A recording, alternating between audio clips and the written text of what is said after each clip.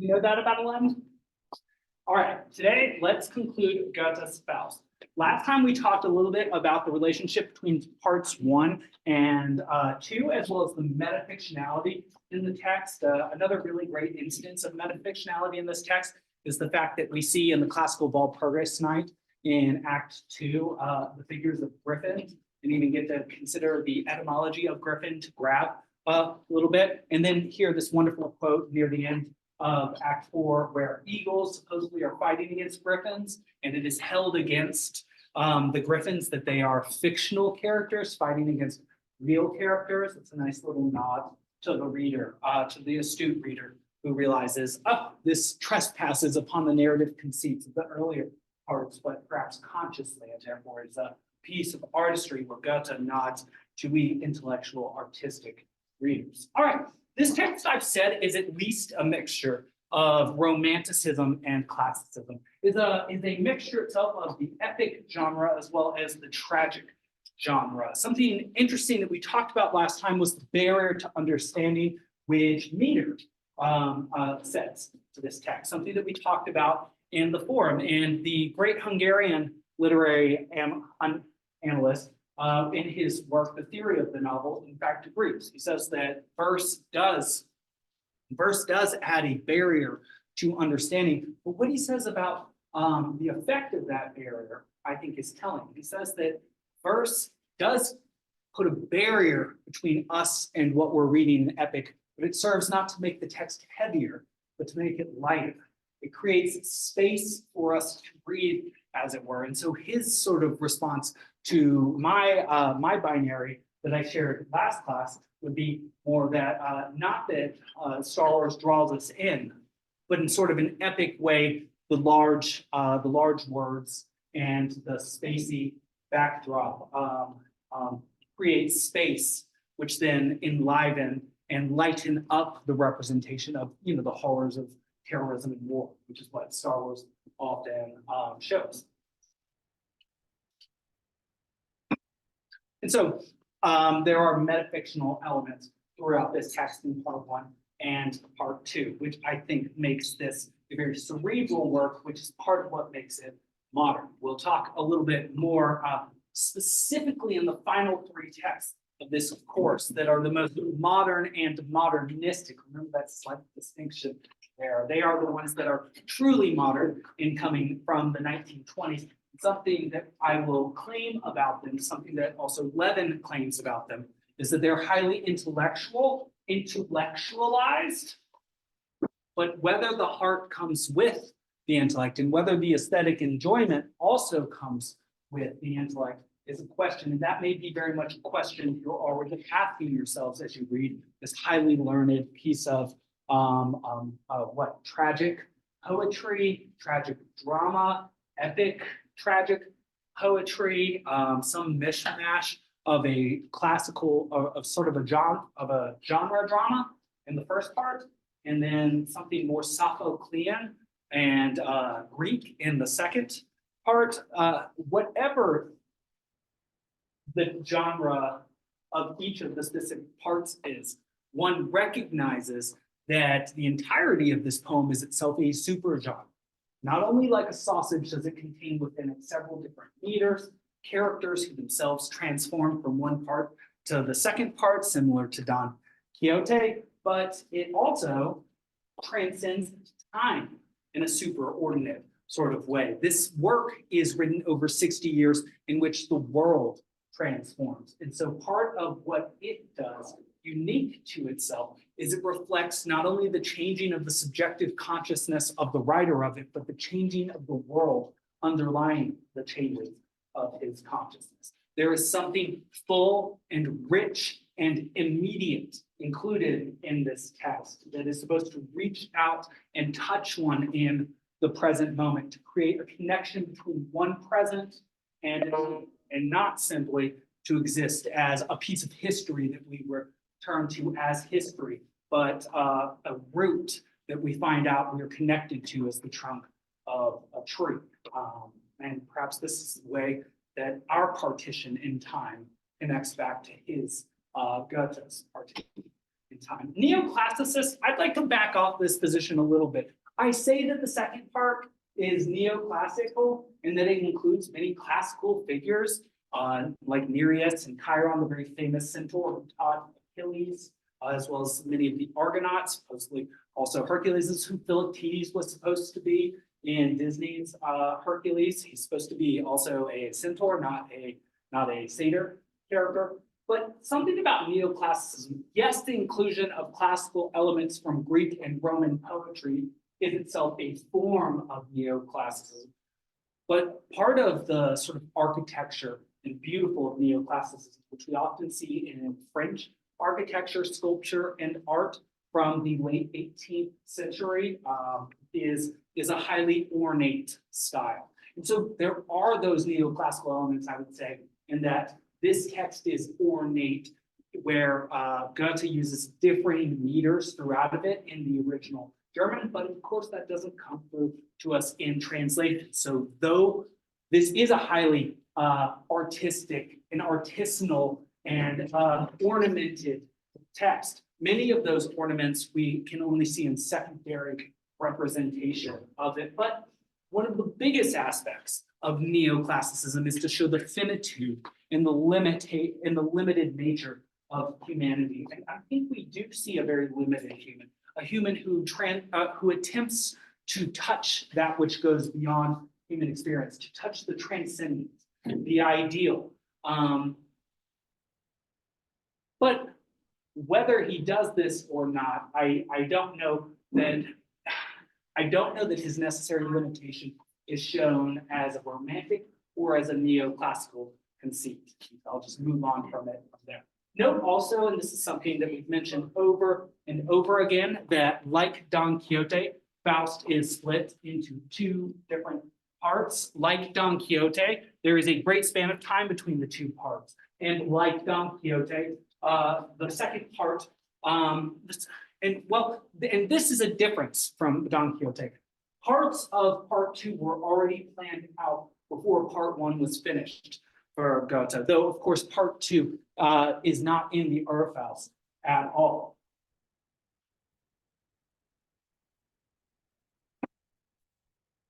There is also a difference in the temporality. Whereas Don Quixote, the second part, was written in order to address the spurious of Aeneda's second part, it is only 10 years removed, 1615 from 1605.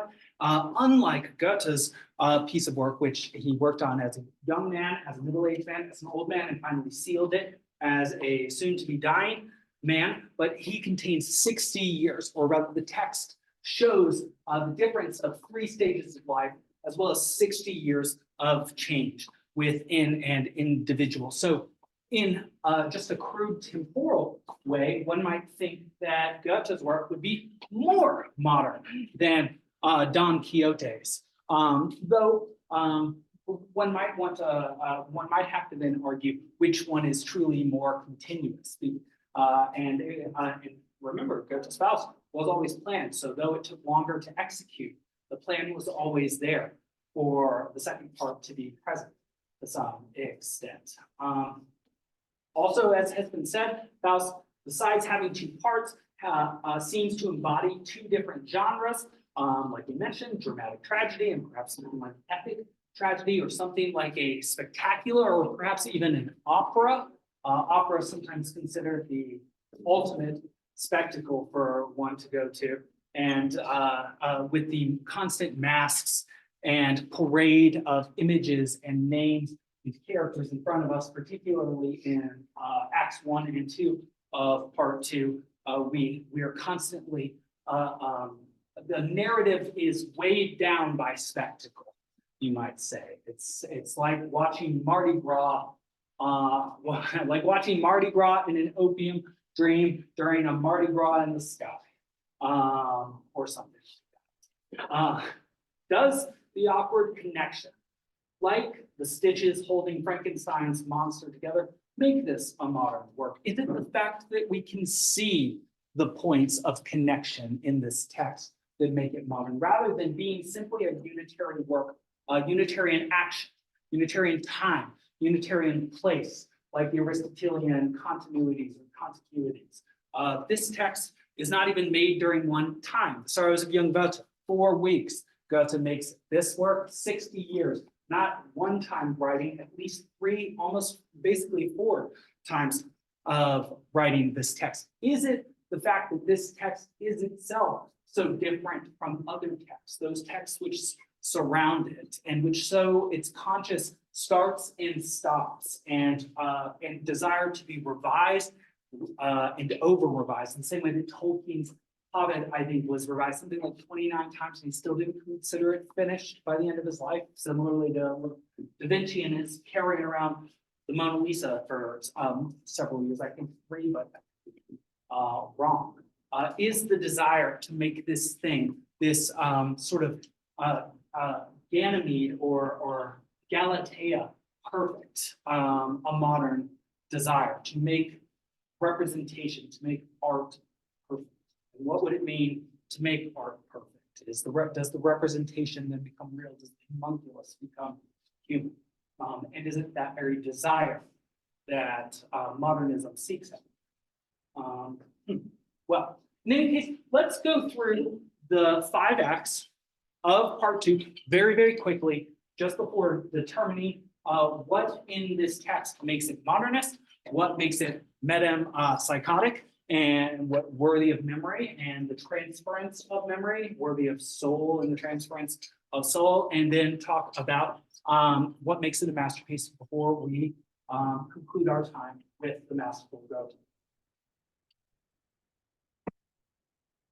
Like how the first part starts with a dedication, a prelude in the theater, and also a prologue in heavens, metafictional conceits that I said make us stand outside of the narrative itself, to understand that we are watching a fictional representation. We have also such a conceit at the very beginning of part 2. Some commentators, because this also happens to be the geometrical center of the text, not by lines, it's like line 4,800 out of 12,000 or so, but by chapters, it's called charming landscape. Charming landscape is obviously one of these locus aminuses, one of these Eden-esque terrestrial gardens, one of these beautiful gardens in which one can rest. And in it exists this spirit of nature and the imagination and representation, Ariel. Ariel, you see there also the L at the end of the name, the sort of Hebrew, you can see it like Raphael, Gabriel, all these archangel names with L in them. Eliot is the reverse of that. But Ariel, as you know, as we've talked about, is a spirit from the Tempest, Shakespeare's The Tempest, and is sometimes conflated with the spirit of imagination that vivifies the stage, that brings the stage to life, that brings a representation for a short amount of time to life.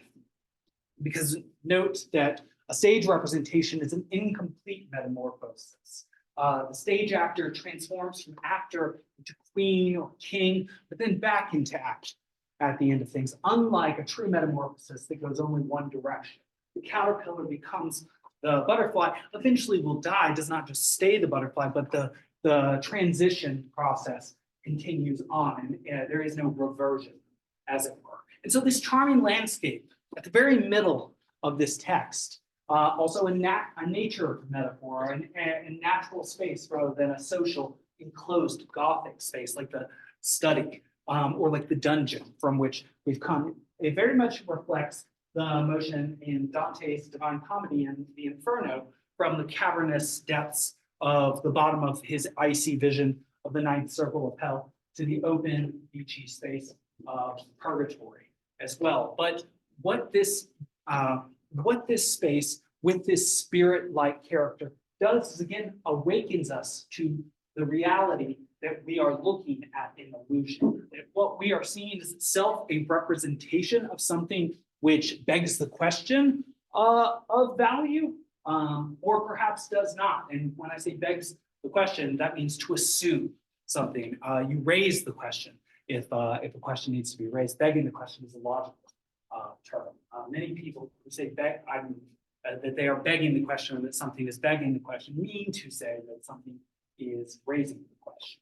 But if somebody says that is an evil action, and I say you're begging the question of what evil is, which is what you need to say first, that is an appropriate use or correct use of that question. Just something worth knowing in any case.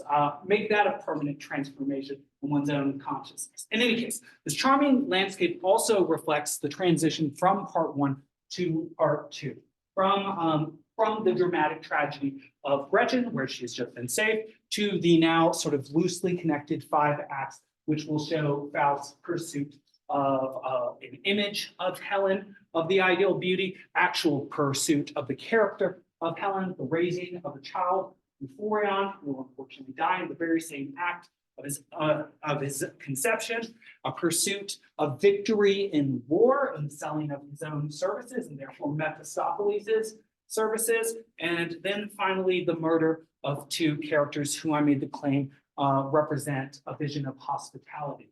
At the end, Bacchus and Philemon. And I said that they represent hospitality because they gave hospitality to Hermes and Zeus in the traditional Greek story, as it's represented with their Mercury and Jove and Ovid's Metamorphoses. But let me move through these acts a little bit quicker while highlighting the fact that I'm going to be making the argument throughout these acts that Faust is itself a work of failed modernism.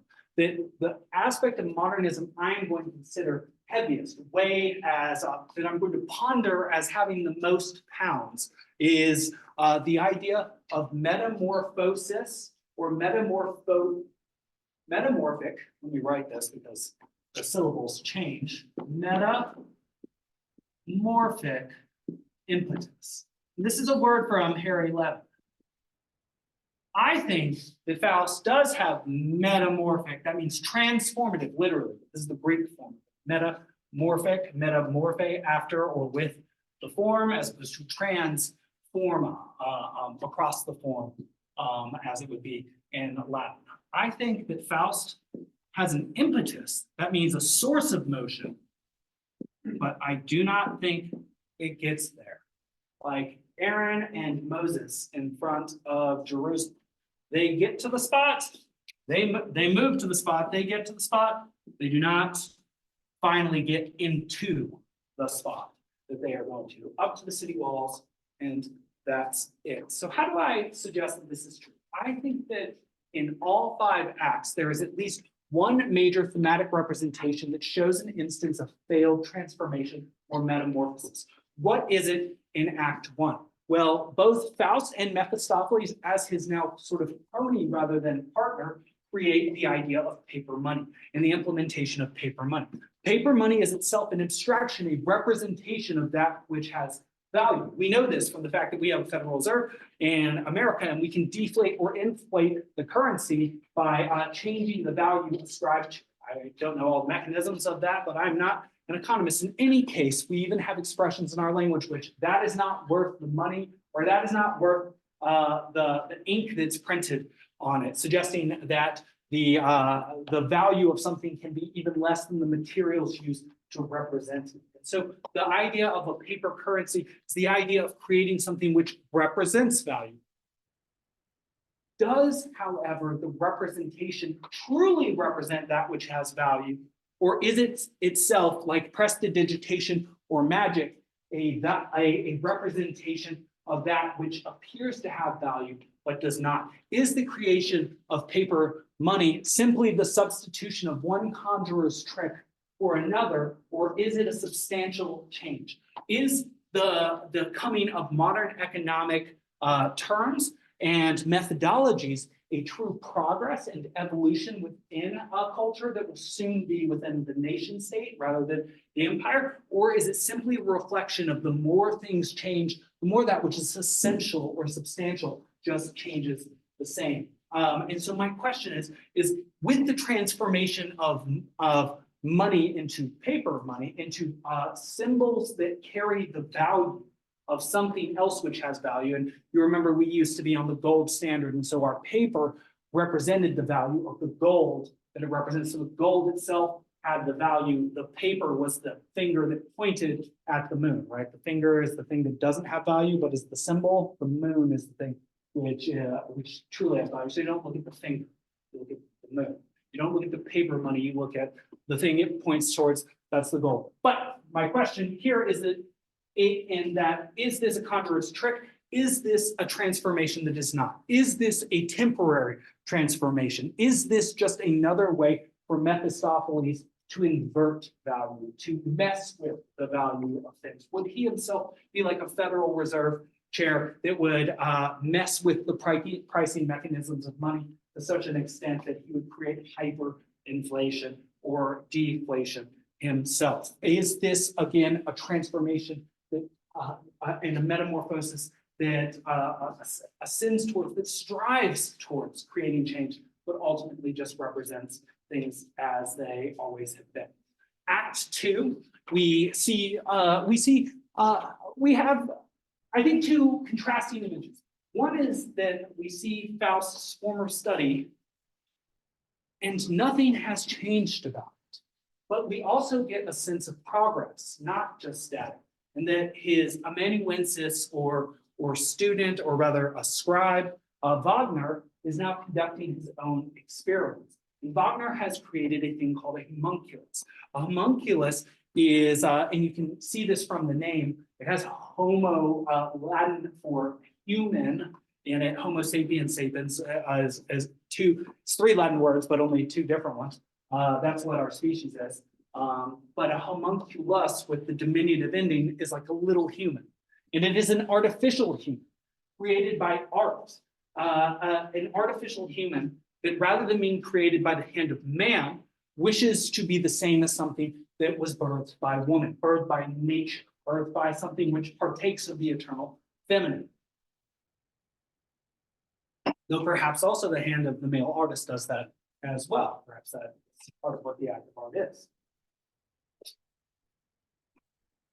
That said, the homunculus strives over and over again to become human, even ends up spending time with Thales and Anaxagoras, pre-Socratic philosophers, in order to learn how to be human. Unfortunately, its glass shatters and it dies. It is itself a figuration of a creature that wishes to transform, to metamorphosize its essence from one thing, artificial, to something real. And this is something I think we see over and over again in sort of AI conscious movies, Terminator, to some extent, Matrix, Ex Machina.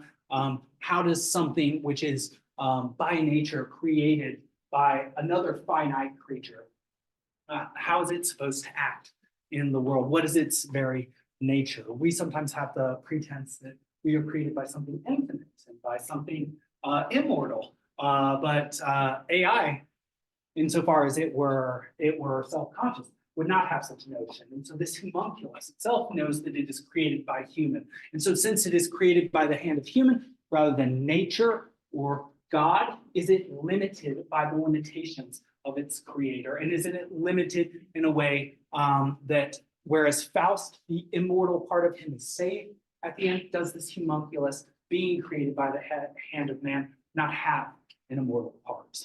And also, if it represents a creature that wishes to have the benefits of being human without the detriments, which are a birth, a natural birth, and a natural death, which are sort of horrifying parts of life, can it, without paying such costs, ever enter into the arena of being? This is sort of a logical cone-esque question. Can that which has no beginning have an end? If you say, well, no, that which has no beginning will have no end. But then the converse of that is that which has a beginning, therefore, has an end.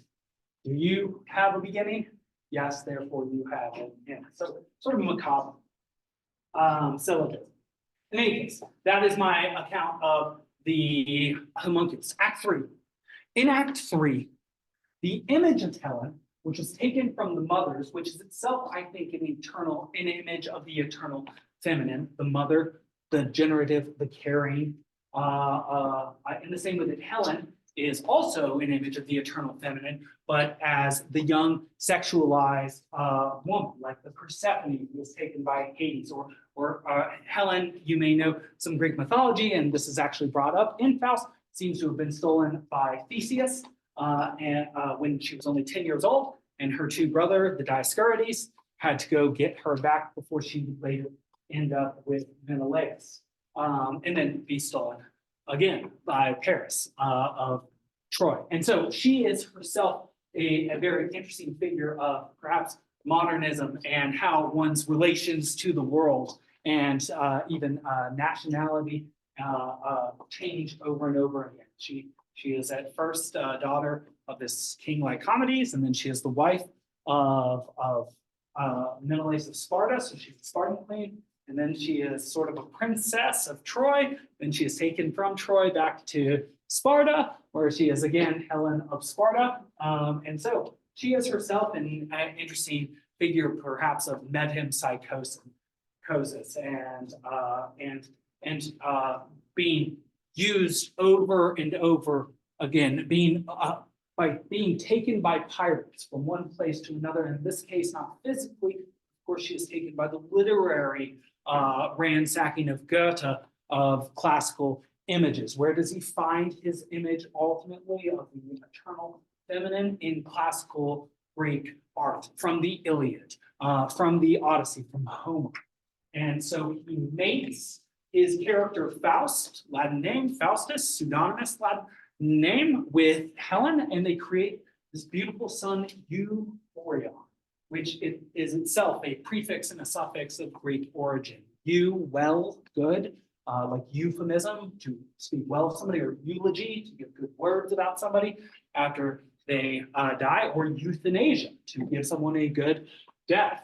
But Euphorion means to bear well. And he's connected to Lord Byron, who himself wrote a poem called Don Juan. Some people call it Don Juan, suggesting that was the English pronunciation at the time. I still say Don Juan. Mozart, of course, had a very beautiful representation of this in Don Giovanni Mozart, whom Goethe said when Mozart died that was the one composer who could send music to Faust. Truly.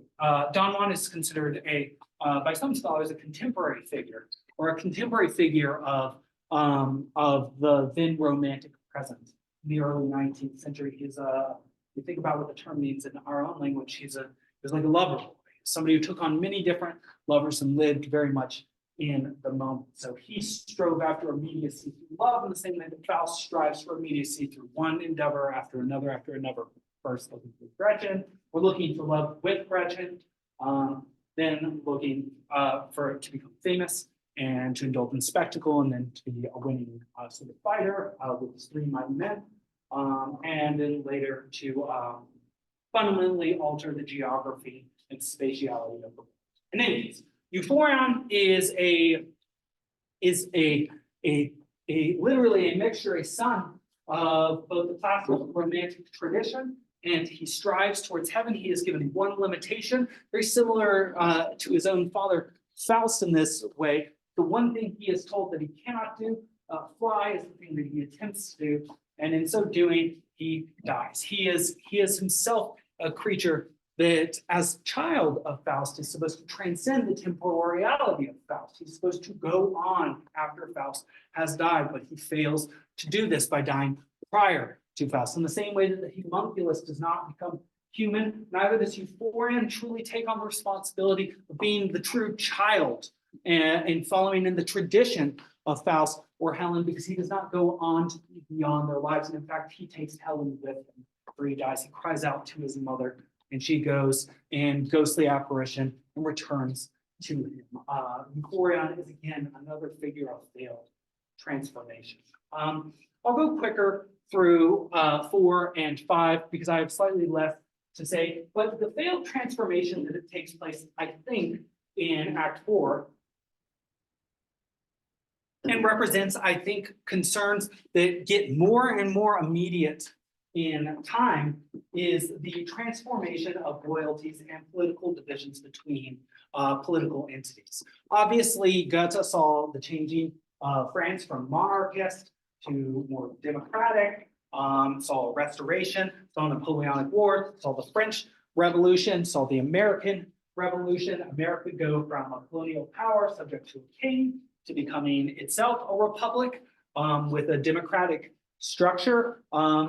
Goethe existed in a time when geopolitical barriers were in flux. And so here he represents the military. And what does the military and what does empire give him the power to do? It gives him the power to have ownership over land.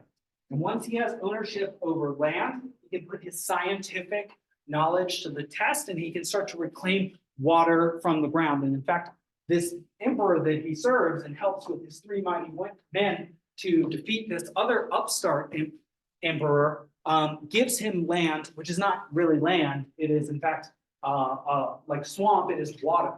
And so in order for Faust ever to use and utilize and live on the land that he is given by the emperor, he has to, like a Dutch person, create some versions of, some sort of magical Mephistophelian dikes that then pump the water out, which he effectively does. And so he not only transitions, not only does he transform the geopolitical landscape and making the place go from making the geopolitical space go from one of division to unity, though perhaps not in a positive way, he also transforms the space of the land from the water. And there is sort of a tendentious, or there is sort of an issue here. That which is taken from the water, and this is something the Dutch know well, does it return to the water? We know this well too, living so close to New Orleans. We hear this sort of thing also about San Francisco, also Venice in Italy, these places that are sort of subject to threats by the water. So how long will this transformation of the land last? How long will the loyalty of the people that end up living here last? And so the final transformation is one that I don't have a full grip of because it involves Philemon and Bacchus. And Philemon and Bacchus, as I've said, are figures of hospitality. And when they die, this seems to make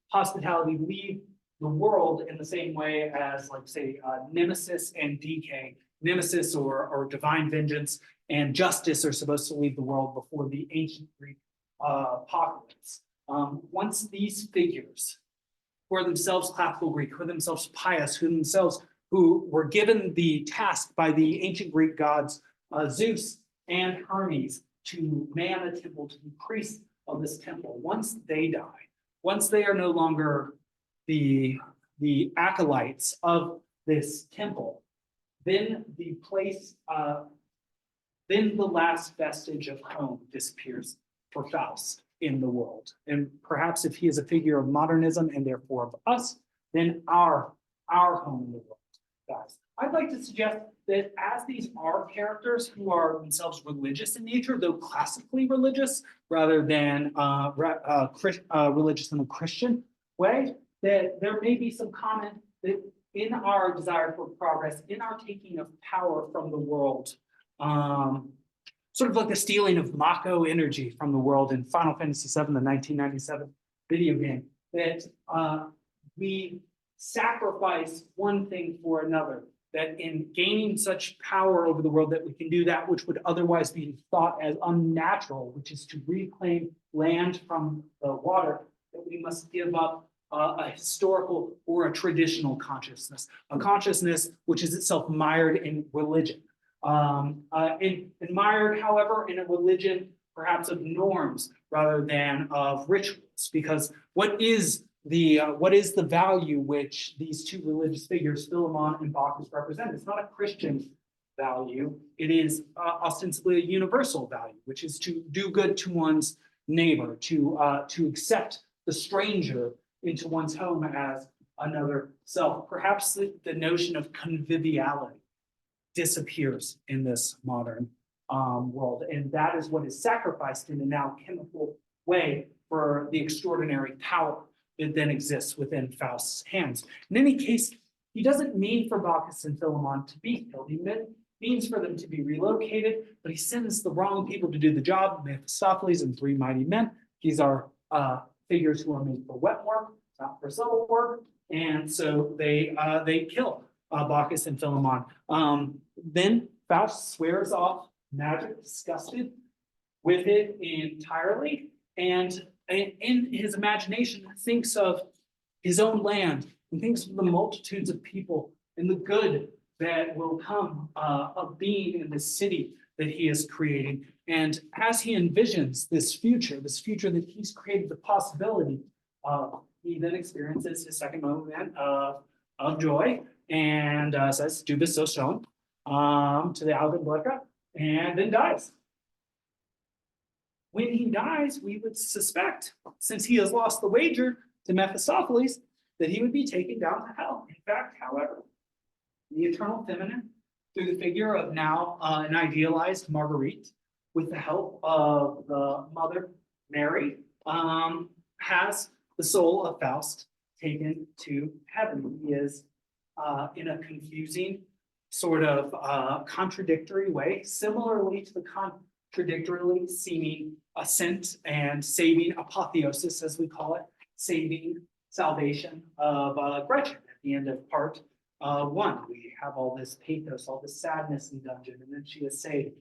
So we're left with feeling all these tragic feelings, and yet technically something good happens. But so many bad things happen leading up to the good. It's hard to trust that that is true.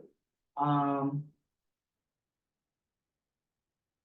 that's how the text ends. I have this quote here, and I think this quote with texts like these quotes, particularly special quotes like the very first and like from the prone and the last ones are usually a particular power. But this one I think can be judged, weighed, evaluated in two opposing ways. And I invite you to take one way or the other, or yet another way that I do not yet see. Horace Mysticus, all that is changeable is but reflected. The unattainable is here affected. Human discernment here is passed by. The eternal feminine draws us on. Dante's Commedia, the Divine Comedy, Paradiso, concludes with a flash of understanding and insight into the divine mystery. Does Goethe's Faust also end with a flash of understanding, or does it suggest an insuperable barrier to such understanding? All that is changeable is reflected. It's all that is changeable in nature, that which the form of nature seems to be that it has no form, that pantare, it always flows, as Heraclitus says. And the unattainable is here affected. That which can never be attained is here done. That seems like a contradiction in terms, contradictio in adjecto. Human discernment here is passed by. How can something beyond discernment, beyond reason, be represented? Particularly in words, the tools of reason. The eternal feminine draws us on high. And who is being drawn on high here? Like in Dante's Divine Comedy, nel mezzo di cammin di nostra vita, in the middle of nostra vita, our life, we find ourselves. He doesn't say my life, he says ours, using the first person plural. And so here we have draws us on high, the first person plural, in the same way that there's sort of a generation between Romance languages and the use of the third person formal and the second person. Now we have we see a degeneration from the formality of second person and first person. And isn't this sort of how we speak now? How we doing is a way of addressing something. So not even the second person, which is itself less formal than the third. How are you doing? Of course, it's become sort of old hat. In any case, who is being drawn on high? Are we being drawn on high? This is interesting. This is and tough to agree with, because of course Faust finds himself in what position now as his soul ascends to heaven? Obviously he is what? Dead. And so when does he get to see the eternal feminine? It would seem like he gets drawn on high to it once he is outside of the prison of his body, the shell of his corporeal frame. So how can we be drawn on high alongside him if it is only his soul that goes beyond? Perhaps that is the artistic art, to allow us to go on journeys in a sort of immaterial, mental, very much mental, right, in this class, mental way alongside the characters within the text. Though the character Faust himself died and experiences that which is eternal, perhaps through reading Goethe's Faust, we can experience the eternal. Well, that's what I have to say about that. So how is this a modernist text? I'm going to go very quickly through considering this. It presents itself as stage performance in part one, and yet is it a stage performance? It is never performed in its entirety during Goethe's life. Like I said, once Mozart dies, he doesn't think anybody is worthy of composing for it.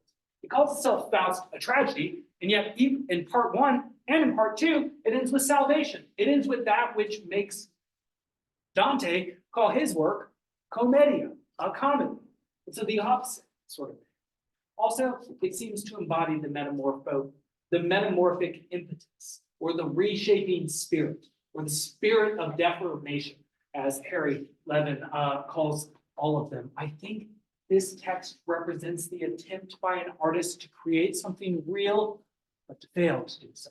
And to do the second best thing, which is to represent the process of attempting to create something real. So to point at the finger pointing at them, perhaps is my pessimist way of reading this.